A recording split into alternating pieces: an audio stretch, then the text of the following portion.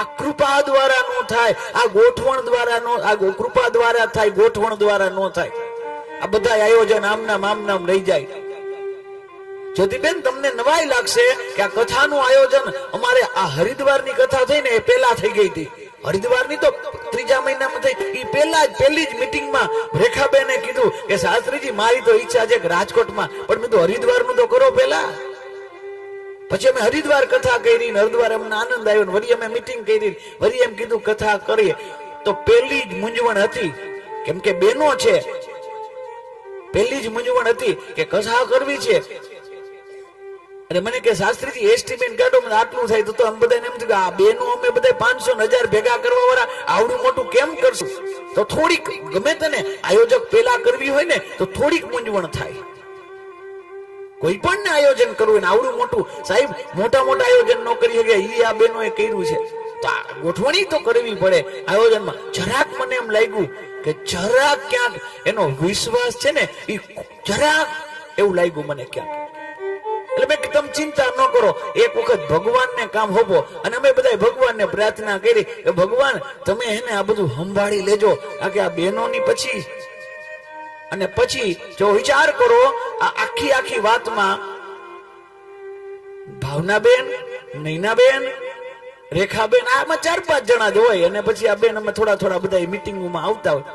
પણ બધાને એમ વાત ભરોસો નહીં કે આવડી મોટી કથા 108 એટલે તરત એમ વિચાર ઓહો 108 પોથી.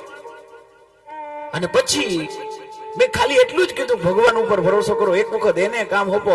અને પછી જ અમારા હિનાબેન ની એન્ટ્રી થાય. મને લાગે હિનાબેન ના રૂપમાં જ ભગવાન આવીને આપણું કામ કરી ગયા હોય, કારણ એને વિશ્વાસ પીડ્યો હિનાબેને એ તમ તાર કરો, હું એકલી બેઠી છું. આ વિશ્વાસ આ હિનાબેન નથી બોલ્યા, એમાં ઉમિયા ભવાનીએ બોલાવ્યા છે. શબ્દ હિનાબેન ના હતા પણ ભાવ અમારી ઉમિયા માનો હતો. માં ના જાને કિસ ભેસ મેં નારાયણ મિલ જાય, કોમાં કયું તત્વ પ્રગટ થઈ જાય. નકર આ લિસ્ટમાં પેલા હિનાબેન હતા જ નહીં લ્યો.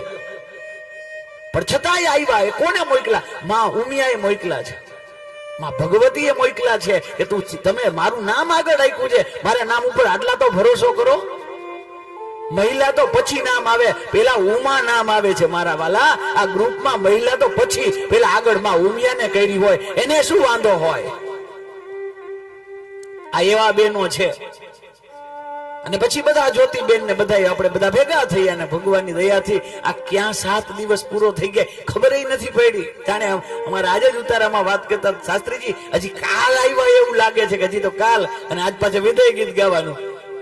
કાલ લગ્ન થયા હતા, વેવાય બન્યા હતા, વેવાય ના વિદાય ગીત હોય મારા વાલા. તો કેવાનો ભાવાર્થ છે આ કૃપા છે ઉમિયા માની.